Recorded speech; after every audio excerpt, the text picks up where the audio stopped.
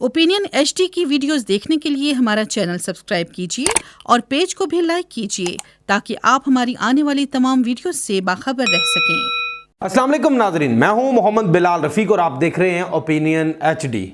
Poonch division में जो दूसरे मरहले के इंतखाबात हुए बल्दियाती 2022 के, इसमें नताइज के हवाले से मुख्तलिफ बातें चल रही हैं। बड़ी क़यादत हार गई अपने अपने इलाकों से, यूनियन कौंसिल से। पहले तो आपके साथ शेयर करता चलूँ, आज पुंछ डिवीजन के बल्दियाती इंतखाबात के जो ऐलान हुआ है, 787 में से 708 नशिस्तों को आज नोटिफाई कर दिया गया है। नताइज सामने आ गए हैं। पाकिस्तान तहरीक इंसाफ बरसर इक़्तिदार जमात है जो आज़ाद कश्मीर में, वो 229 नशिस्तों के साथ पहले नंबर पर रही। दूसरा नंबर था जो वो आज़ाद उम्मीदवारान का था। ये बहुत बड़ा नंबर है जो 199 नशिस्तों पर कामयाब रहे आज़ाद उम्मीदवारान, जिनको मुख्तलिफ पार्टियों ने टिकट्स नहीं दिए या ग्रास रूट लेवल पर जिनकी सियासी सरगर्मियाँ थी, समाजी सरगर्मियाँ थी, वो मजबूत थी। बल्दियाती इंतखाबात में पार्टी वोट तो होता ही है, लेकिन शख्सियत का वोट बहुत ज़्यादा होता है, क्योंकि ये वार्ड सतह का मामला होता है। मोहल्ले में, गली में जो लोग एक्टिव होते हैं, लोगों के साथ मसलसल राबतों में होते हैं, लोग उन्हें पसंद करते हैं और लोगों ने ऐसा ही किया और उन्हें वोट देकर कामयाब करवाया। अब मुस्लिम लीग नवाज तीसरे नंबर पे आई 129 नशिस्तों के साथ, जबकि पाकिस्तान पीपल्स पार्टी 104 नशिस्तों के साथ चौथे नंबर पर आई है। जम्मू कश्मीर पीपल्स पार्टी 28 नशिस्तों के साथ पाँचवें। इसके अलावा जमीयत उलमा इस्लाम ने वहाँ पे 4 नशिस्तें हासिल की। आल जम्मू कश्मीर मुस्लिम कॉन्फ्रेंस ने भी 4, तहरीक लब्बैक पाकिस्तान के उन्होंने 7 और जमात इस्लामी ने भी 4 नशिस्तें अपने नाम की।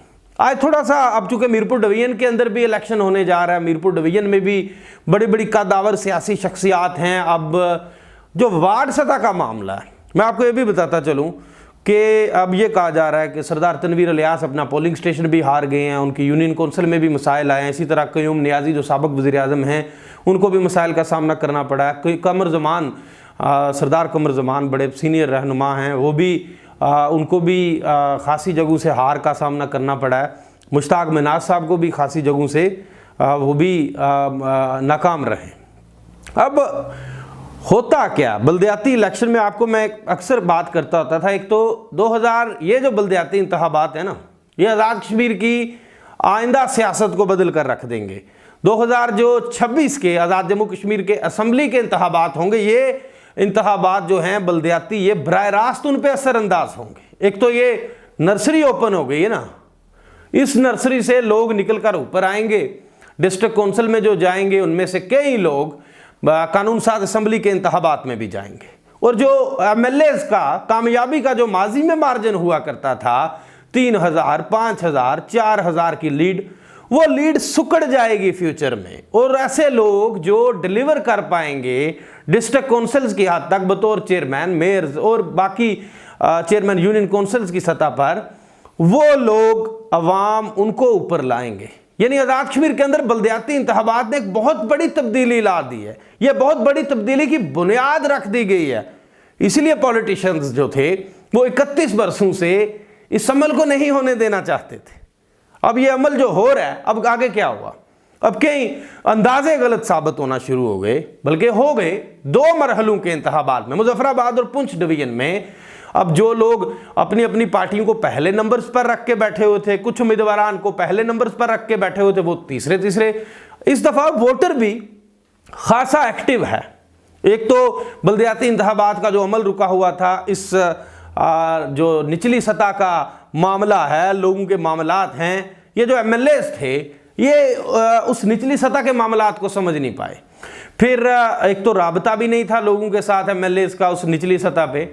दूसरा यही होता था ना कि जो यूनियन कौंसिल्स के बड़े होते थे, जो पहले चेयरमैन रह चुके थे या जो डिस्ट्रिक्ट कौंसिल के मेंबरान रह चुके थे, जो MLAs थे या बड़े बड़े पार्लियामेंटेरियन, वो उन्हीं से रवाबत रखते थे, वही वोट उनको दिलवाया करते थे। पूरे गांव को कह दिया जाता था या एक बरादरी को कह दिया जाता था कि आपने वोट फलां बंदे को देना, तो सारे लोग, चुके लोगों का काम उस बंदे तक होता था।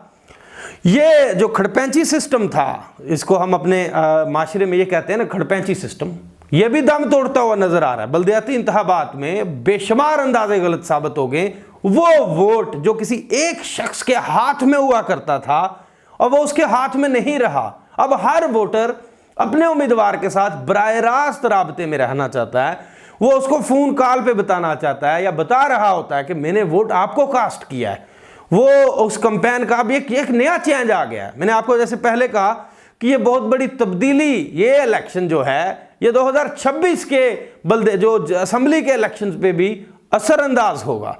अब मीरपुर डिवीजन की बात की जाए तो अब कोई भी पार्टी जो है वो जो अक्सरियत हासिल नहीं कर सकती। एक तो सियासतदानों का बहुत बड़ा नुकसान हो गया कि वो जिन लोगों को उन्होंने टिकट्स नहीं दिए, बड़ी किसी की 35 साल रफाकत थी, किसी की 32 साल रफाकत थी, वो रफाकत टूट गई है। टिकट कहीं किसी को मिल गया, कहीं कुछ हल्के अब जो MLAs थे या सीनियर पार्लियामेंटेरियन थे वो अब अपने हलकों के अब दो लोग, उनके दोनों तरफ से बड़े करीबी लोग ये दावा करके बैठ गए कि हम इलेक्शन लड़ेंगे और वो इलेक्शन लड़ रहे हैं। उनको हलके ओपन करने पड़ गए। वार्ड्स को यूनियन काउंसिल की सतह पे या डिस्ट्रिक्ट काउंसिल की हद तक भी हलकों को ओपन कर दिया गया कि जो जीतेगा वो हमारे साथ आ जाएगा, जो नहीं। अब ये भी देखना है कि अब बड़ी नाराजगियां पैदा हुई हैं क्योंकि एक अरसे के बाद जो बल्दियाती इंतखाबात हुए उसकी लोग तो हर दम तक यही समझ रहे थे कि शायद बल्दियाती इंतखाबात नहीं होंगे, ये रोल बैक कर देंगे पॉलिटिशियंस मिलके इस सारे अमल को, लेकिन ऐसा नहीं हुआ। और अब लोग जिनको टिकट्स नहीं मिले वो भी नाराज हैं। एक तो उखाड़ बछाड़ हुई पार्टियों के अंदर, कहीं कोई उधर चला गया, कोई उधर चला गया। अब आप खुद देखिए कि ये जो 199 उम्मीदवारान हैं पुंछ डिवीजन से, ये आज़ाद उम्मीदवारान हैं। इनको पार्टियों ने इनमें से बेशतर लोगों को टिकट्स जारी नहीं किए थे, तो वो आज़ाद उम्मीदवार, चूंकि इस दफ़ा यह भी आज़ाद कश्मीर में देखा गया कि जिसको पार्टी ने टिकट नहीं दिया वो बगावत करके इलेक्शन में खड़ा हो गया और बगावत करके वो इलेक्शन जीत भी गया। साबित ये हुआ कि निचली सतह का वोट किसी पार्टी का नहीं था उस तरह से, वो लोगों की ज़ाती ताल्लुकदारी, उनकी जो उन्होंने सर्विसेज दी हुई थी वहाँ पे सोशल सेक्टर के अंदर लोगों को, वो उनके काम आ रही हैं। तो मीरपुर डिवीजन के नताइज हैं जो वो भी लोग उम्मीदें कुछ लगा के बैठे हुए हैं। बड़े मुख्तलिफ नताइज होंगे, बड़े नए चेहरे सामने आएंगे और जो सियासी क्लब के अरकान हैं उनको बड़े सरप्राइज मिलेंगे। और वो लोग जिनकी उन्होंने हमायत नहीं की थी, जिनको टिकट्स नहीं जारी किए थे, वो भी कामयाब होकर सामने आएंगे। और आज़ाद उम्मीदवारान की भी बड़ी तादाद मीरपुर डिवीजन में भी सामने आएगी। और ये चीज़ अब सियासतदानों को परेशान कर रही है। तो देखिए अब चंद रोज़ बाकी रह गए मीरपुर डिवीजन के अंदर भी तीसरे मरहले की पोलिंग को, तो इस पर भी डिटेल प्रोग्राम एक आध दिन में करूंगा गुफ्तगू के पोलिंग स्टेशंस के हवाले से, वोटर्स के हवाले से, माजी क्या था, फ्यूचर क्या हो सकता है, इस पर भी गुफ्तगू करेंगे। इसी के साथ मुझे नए वीडियो लाख तक के लिए दीजिए इजाज़त। अल्लाह हाफिज़।